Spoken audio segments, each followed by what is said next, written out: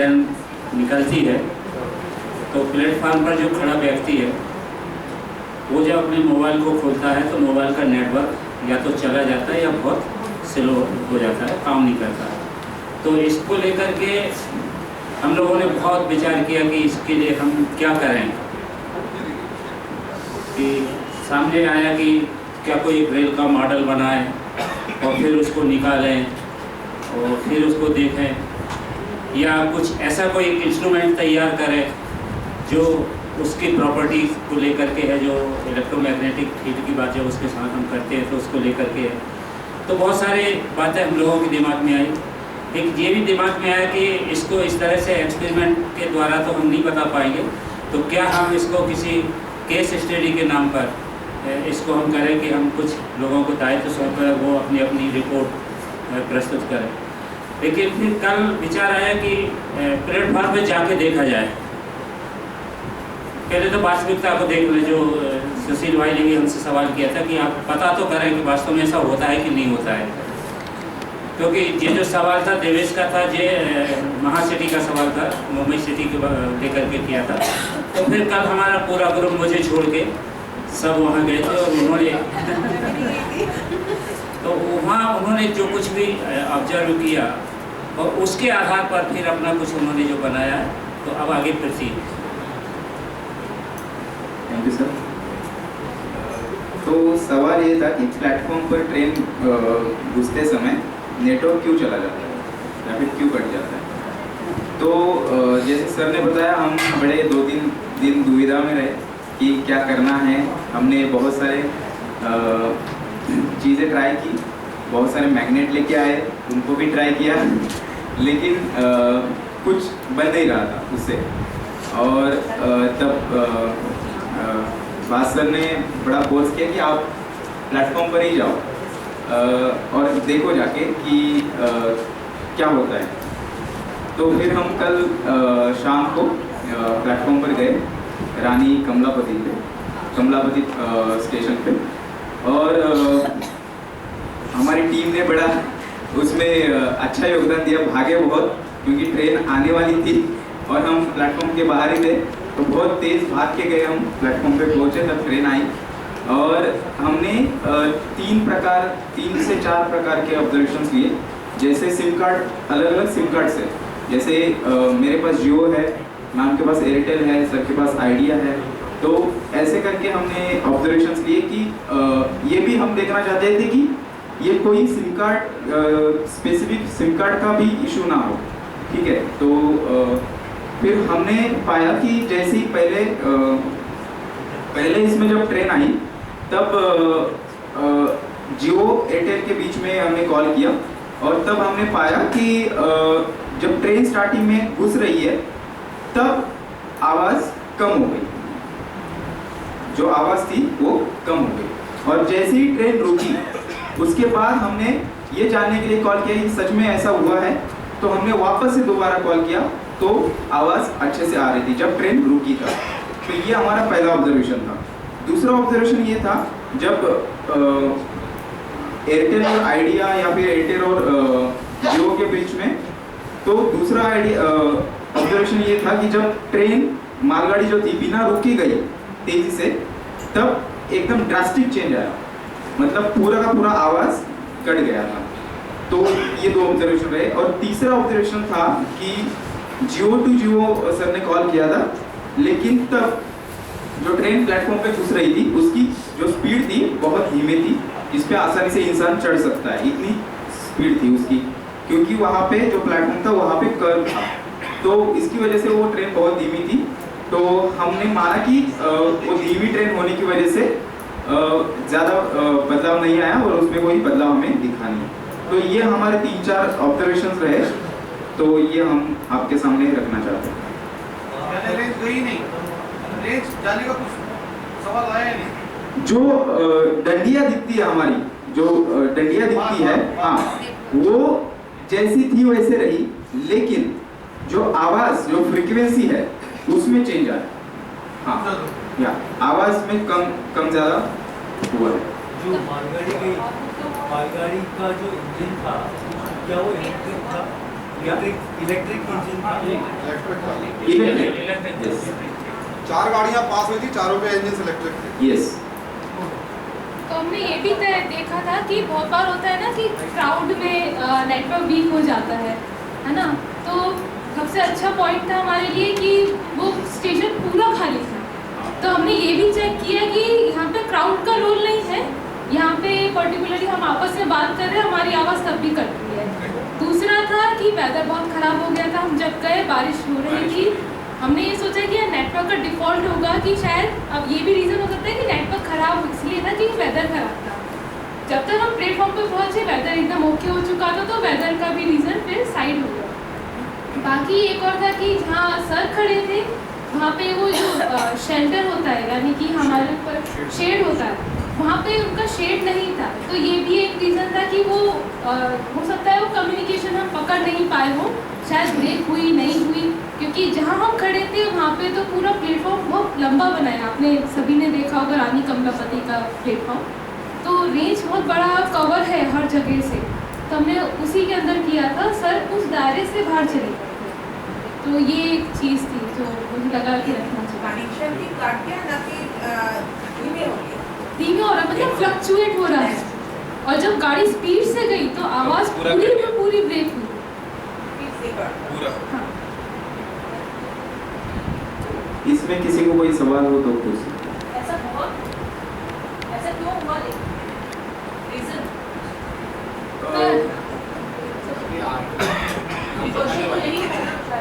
हाँ, question ma'am यही था, लेकिन जो हमने पढ़ा, मतलब जो सोर्सेस थे हमारे पढ़ने के, वो हम कंफर्म नहीं कर पाए वो वैलिड है कि नहीं। और ऐसा उसमें पढ़ा गया कि जो रेडियो वेव्स है वो इलेक्ट्रोमैग्नेटिक वेव्स को भेज नहीं पाते, इसकी वजह से नेटवर्क कट जाता है, ये हमने पढ़ा था। और हमारे ऑब्जर्वेशन से शायद हमें थोड़ी देर के लिए ये पुष्टि हुई कि ऐसा हो रहा है। तो हम तो एक्चुअली जब ये क्वेश्चन आया तो हमारा सबसे बड़ा पहला स्टेप यही था कि हम उसको एग्जामिनिंग कैसे करें। तो हमने कोशिश की, मेटल्स को लेके आए, कुछ स्टील्स के बर्तन लेके आए, उसमें मोबाइल को रख के देखा, अंदर मोबाइल को रखते हुए फिर ये भी सोचा कि इसकी इलेक्ट्रिसिटी कैसे जनरेट करें, क्योंकि वहाँ पे इलेक्ट्रिसिटी भी रहती है। फिर बाद में समझ में आया कि ये मिथ भी हो सकता है, मिथ्या भी हो सकती है ना, नेटवर्क कटता है नहीं करता है, ये तो पहले जांच ले। तो हमारे सामने ये क्वेश्चन आया कि पहले देखो कि नेटवर्क वाकई में कटता है कि नहीं कटता है। अगर कटता है तो वो बात की सर्च है, पहले देखना चाहिए। तो इसलिए हमने वो सब साइड में करते हुए प्लेटफॉर्म पे जाके फिर चेक किया था। बाकी ये है कि आगे की प्रोसेस चलती रहेगी और आप लोग भी ट्रैवल करने ही वाले हो, तो ये एक्सपेक्टेशन रहेगा कि आप भी उस चीज़ को देखें कि वाकई में नेटवर्क कटता है कि नहीं कटता। फिर बाद में एक्सपेरिमेंट किए भी क्या तो हम देखेंगे और स्कूल में डाल देंगे आज क्या हुआ। एक्चुअली बात दरअसल ये है कि ये जो हमारे सामने ऑब्जेक्ट था कि क्या ये वाकई में ऐसा होता है कि सिग्नल ड्रॉप हो जाते हैं या टोटली लूज हो जाते हैं और क्यों होते हैं। तो क्यों तक पहुंचने के लिए सबसे पहले तो हमने गूगल सर्च किया, उसमें हमारे पास में 3 या 4 फैक्टर्स सामने आए। पहला फैक्टर ये आया कि क्राउडीनेस के कारण से हो सकता है। दूसरा फैक्टर ये आया कि हो सकता है कि इलेक्ट्रोमैग्नेटिज्म जनरेट हो रहा हो, क्योंकि ओवरहेड टेंशन वगैरह जो रहते हैं वो इलेक्ट्रिसिटी को समथिंग लाइक 12 kV का वोल्टेज रहता है, 25 kV। और तीसरा कारण इसमें शायद कहीं शिफ्टिंग ऑफ फ्रिक्वेंसी जैसे डॉपलर इफेक्ट है वो भी रहा। अभी हमें ये कंफर्म करना था कि वाकई में ऐसा ड्रॉप होता है कि नहीं होता है, क्योंकि हमने ऐसा कभी महसूस नहीं किया था, एक्सपीरियंस नहीं था हमारे पास में कि शायद ऐसा। क्वेश्चन जो आया था वो ये था कि मुंबई के मेट्रो में ऐसा होता है। तो हम ये जानना चाह रहे थे कि क्या हमारे रानी लक्ष्मी ये जो है वहाँ पर भी होता है कि नहीं होता है। तो हमें मालूम चला कि होता है। अब होता है तो ये जो स्टडी है अभी टू बी कंटिन्यूड है, अभी हम किसी जनरलाइजेशन पर नहीं पहुँच रहे हैं कि क्यों होता है। इस पर आगे स्टडी की ज़रूरत है। हो सकता है कि 1 महीने बाद या 2 महीने बाद या अगले जो वर्कशॉप होगी तब तक हम इसका जवाब खोज पाएंगे। और ये भी एक है कि जो एक टावर की रेडिएशन क्या बोलते हैं उसको एरिया होता है, रेंज होती है वो लिमिटेड हो और उस एरिया में ना हो। जैसे ये सवाल उठा था कि मुंबई को लेके, मुंबई में ऐसे बहुत सारे एरिया है जहाँ पे ये इशू फेस किया जा सकता है। तो इसकी वजह से हम इस कंक्लूजन पे नहीं पहुंचे कि वाकई में ये होता है कि नहीं। फिर भी अगर आप सब लोग जब भी ट्रैवल करेंगे तो ऑब्जर्व करना है ज़रूर कि ये होता है। जब रखना ऑब्जर्व करने के टाइम पर ट्रेन ना नहीं तो आपको दोनों ऑब्जर्व करना पड़ेगा, अंदर है बाहर। नहीं, दूसरी ट्रेन में ऑब्जर्व कर लेना, अपनी ट्रेन के समय में बताएंगे। ये हो सकता है आप डेस्टिनेशन में पहुंच जाओ तब आप उसको देखो, तब तक आप पहुंच चुके होंगे।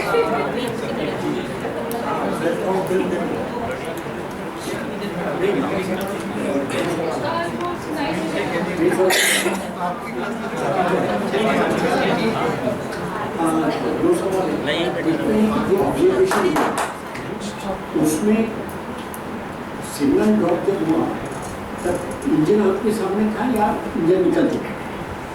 मतलब गाड़ी जा रही थी तब वो सिर्फ इंजन सामने आया था। एक तो ये, दूसरा ये है कि आपके मन में क्या क्या है कि हो सकता है, किस किस कारण, ये दो बातें।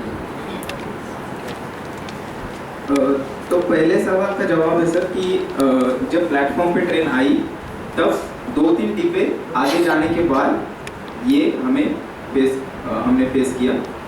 और दूसरी चीज़ जो हमारे मन में है, मतलब मैं श्योर नहीं हूँ, तो जो इलेक्ट्रोमैग्नेटिक वेव्स का था वो हो सकता है इसमें जब ट्रेन तेज़ी से गुजर रही है।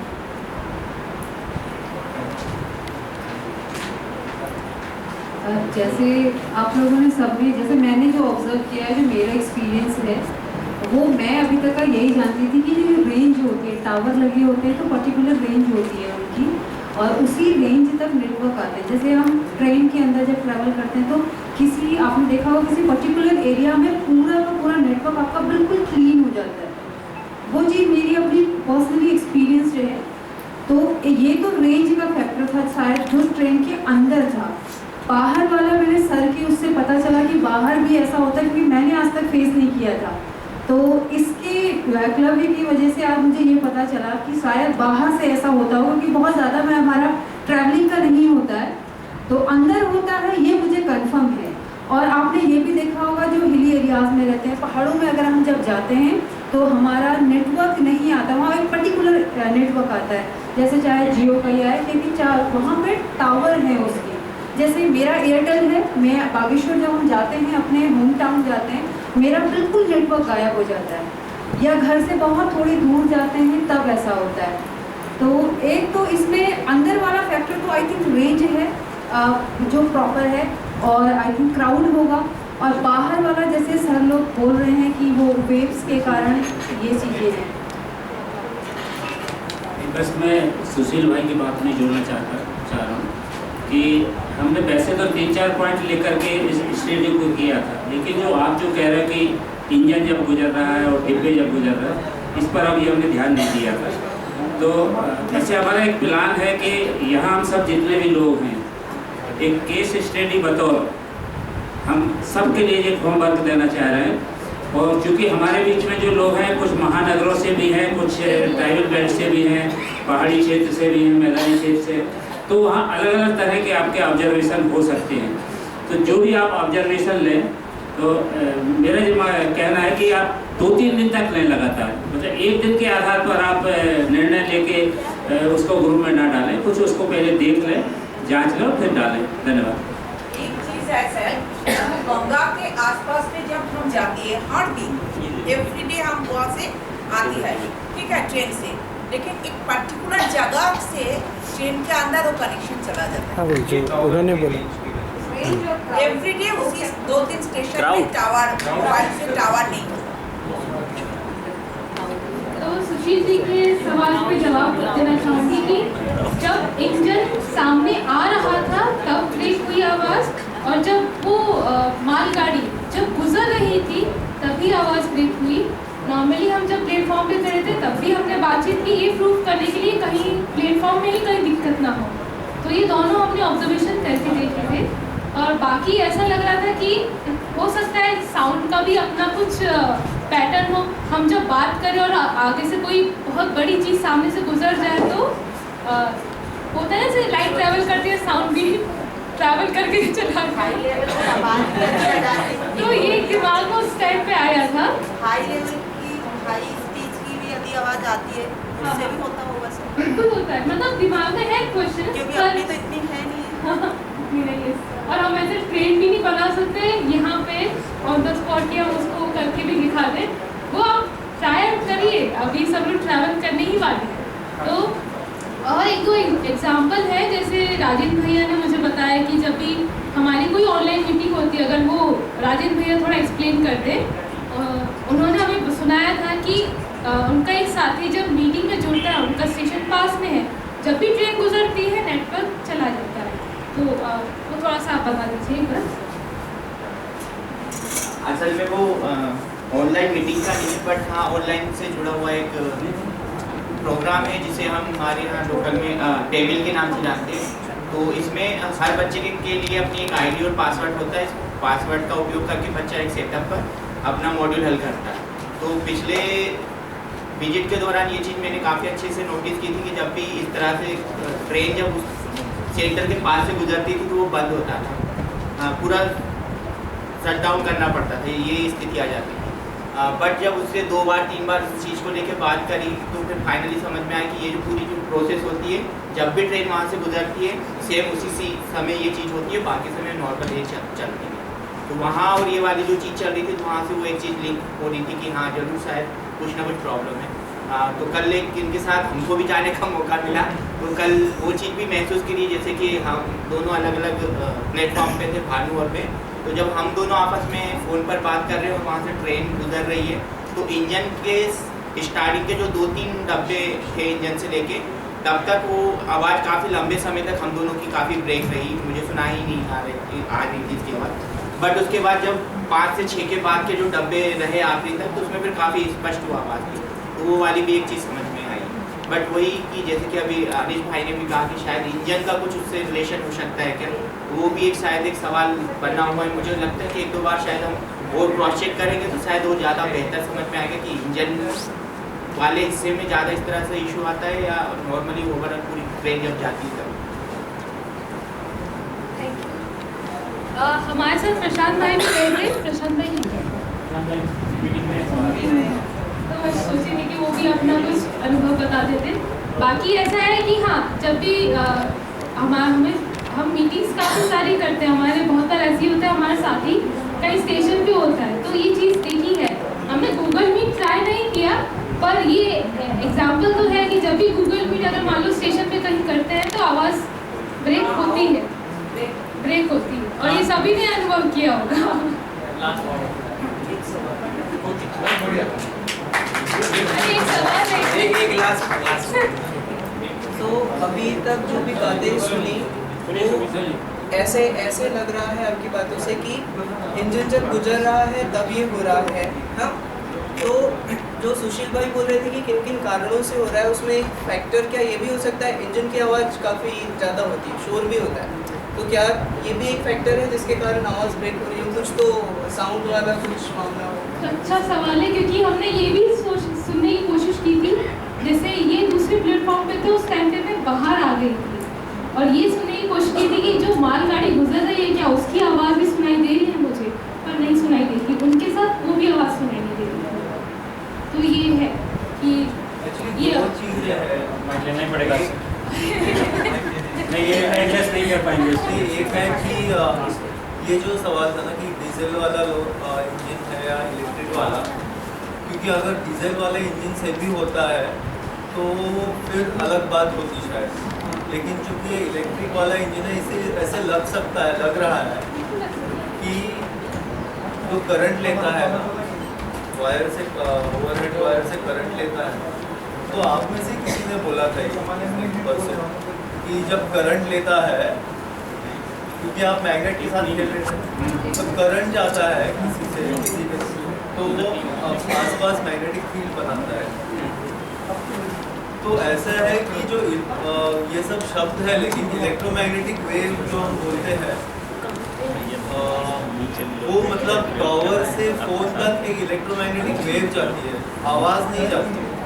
टॉवर से फोन तक और फोन से वापस टॉवर को या उस टॉवर से दूसरे फोन को साउंड वेव नहीं जाती है, इलेक्ट्रोमैग्नेटिक वेव जाती है। साउंड तो स्पीकर में बनता है जो फोन में है, जो माइक्रोफोन देता है उसको इलेक्ट्रिकल सिग्नल में कन्वर्ट करता है, जो भेजा जाता है इलेक्ट्रोमैग्नेटिक वेव के रूप में। तो अगर एक मैग्नेटिक फील्ड है तो सिर्फ एक स्थिर मैग्नेटिक फील्ड का इलेक्ट्रोमैग्नेटिक वेव पे असर नहीं होता है। एक टाइम के साथ चेंज होने वाला मैग्नेटिक फील्ड अगर हो तो हो सकता है इलेक्ट्रोमैग्नेटिक वेव है, या तो रिफ्लेक्ट हो सकती है, रिफ्रैक्ट हो सकती है, कुछ और हो सकता है, पोलराइज हो सकती है। तो एक समय के साथ चेंज होने वाला मैग्नेटिक फील्ड होगा जो शायद ये इलेक्ट्रिक करंट से आ रहा है। इलेक्ट्रिक करंट आपको सबको पता ही है, इलेक्ट्रिक करंट जब वायर से जाता है तो उसके आसपास वो मैग्नेटिक फील्ड बनाता है, लेकिन वो समय के साथ चेंज होने वाला मैग्नेटिक फील्ड होगा तो एक इलेक्ट्रोमैग्नेटिक वेव पे असर हो सकता है। इसके बारे में आप और पढ़ सकते हैं, इसके लिए मैक्सवेल इक्वेशन वो सब पढ़ना।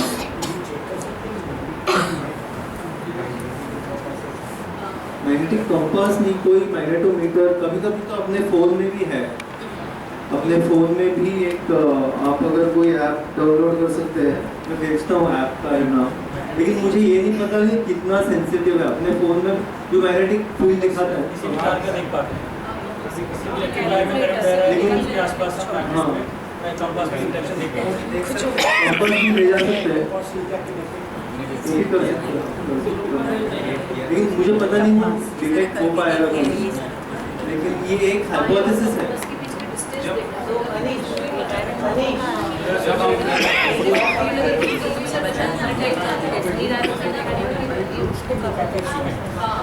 नहीं अभी और नहीं जवाब दो। आई एम श्योर आप लोगों ने इसके बारे में सोचा होगा और सोचिए, खासतौर पे जो लास्ट वाला सजेशन है इसके बारे में जवाब। चलिए बहुत बहुत धन्यवाद। तो ये ग्रुप जो है ये शुरुआत इन्होंने की है, कुछ सवालों से शुरू किया था, कुछ नए सवालों के साथ जा रहे हैं साथियों। लाइट वाला ग्रुप, लाइट वाला और लोग वीडियो बनाकर ग्रुप पे डाल देना तो अच्छा होगा। ये वाला लाइन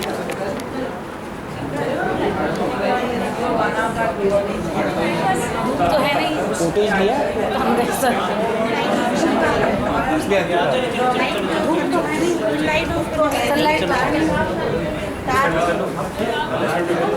मोबाइल की चार्ज में